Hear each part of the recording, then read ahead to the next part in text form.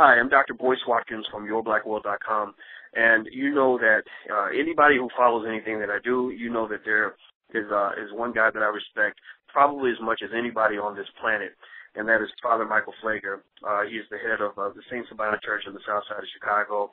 He has been a relentless advocate for justice and equality throughout America, not just for people of color, but for all people. And he is a person that is willing to do what's necessary in order to do what's right. And I've got Father Pfleger on the line today, and I want to ask Father Pfleger, how are you doing today, brother? Great, sir, and believe me, the respect is mutual. I have tremendous respect for your voice and for your courageous willingness to continue to address issues and ask the hard questions. So I thank you for what you do. Oh, well, thank you very much. Thank you. And now, right now, we're in the middle of a really interesting time in America. We just had a horrible tragedy take place in Connecticut, and a lot of people are becoming sensitive to talking about one of the issues that you've been very consistent about, which is dealing with gun violence and also gun control. And right after the incident took place, one of the things that I really appreciated was that on social media, you immediately said something that I think a lot of people needed to hear in terms of what we need to do to sort of deal with these kinds of situations and prevent them before they happen. Can you sort of reiterate what your points were on that Facebook post? Well, there's two things, Doctor, I think are absolutely important. I think first is we have to address the culture of violence that has become a norm in this country that we are denying and that we are not facing head-on. And that is we have a culture right now in America where the first line of offense is violence.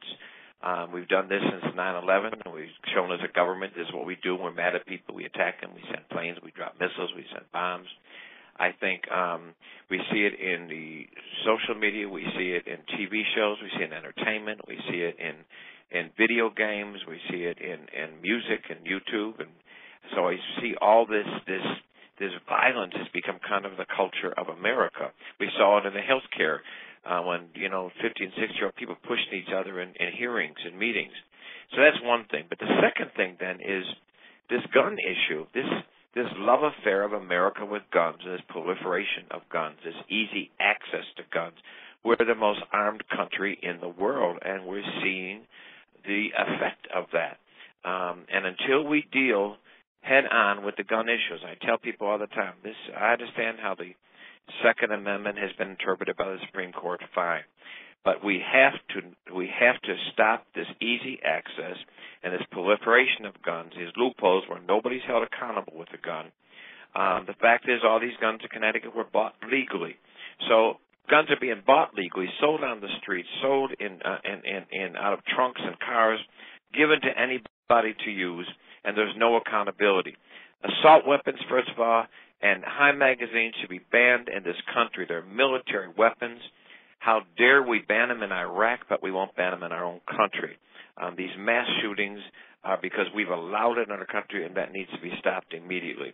Secondly, we need to deal with this love affair with guns. And people cannot feel that anybody can get a gun whenever they want in this country. And have no accountability. Somebody can go to a gun shop right now, buy 200 guns legally, sell them on the streets, and they're not held responsible. And that's why we've been telling people, title a gun just like a car, so that there is a responsibility that comes with it just like a car. If you don't transfer a title, then you're responsible for what happens to that gun. Close the loopholes. Right? We have 120,000 people in Illinois named with mental illness whose names are not even on the record. So they could go buy a gun today and there's no accountability to them. You can sell it on the street or you can lose it, and nobody holds you accountable to it. So until we deal with this gun issue, and they say, it's not the gun, it's the person. No, it's the person with the gun. So I always use the example. If we have a staircase, on the top of the staircase is a skateboard, and you have to teach your child stay away from the skateboard by the staircase, you could end up killing yourself or hurting yourself badly. I have to teach my child that.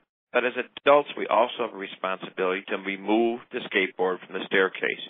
And that's what we have to do now, remove the guns from this easy access in America where anybody can get it, anybody can use it, and you're not held accountable. So until we deal with the gun issue, I think personally, and that's it's a big part of the problem, that all our public leaders around this country getting out and talking about their sympathy of what happened in Connecticut.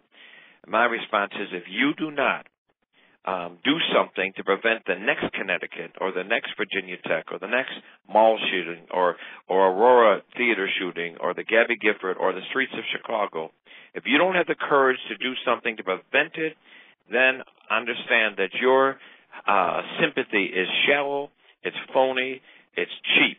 It's easy to be sorry. It's courage to say, we are going to, in the name of these children, stop this from continuing to happen in this country. All right. Well, you I know that you're about to head off to go and actually give some meals out to some families today, which is kind of a typical day for you because you're usually doing something for the community every day.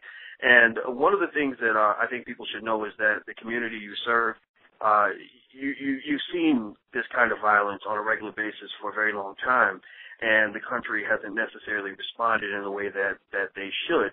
What do you think it is that exists in our nation that allows us to ignore so much of the violence that might take place in urban communities, and then suddenly it's almost as if when this happens in Connecticut, it's sort of the first time a child has ever been shot before, when we know that there are babies dying all over the neighborhoods across America. We know that babies are dying in Iraq and Palestine and other places.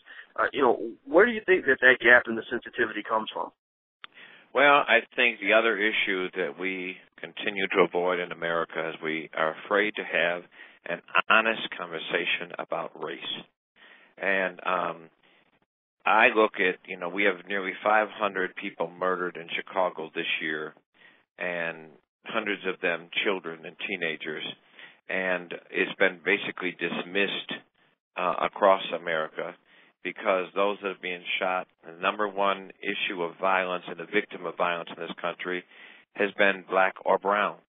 And so America has said, well, it's those communities, it's those people, there's the violence, that's how it is in those neighborhoods, and they have dismissed it, and they've turned their heads and walked away from it.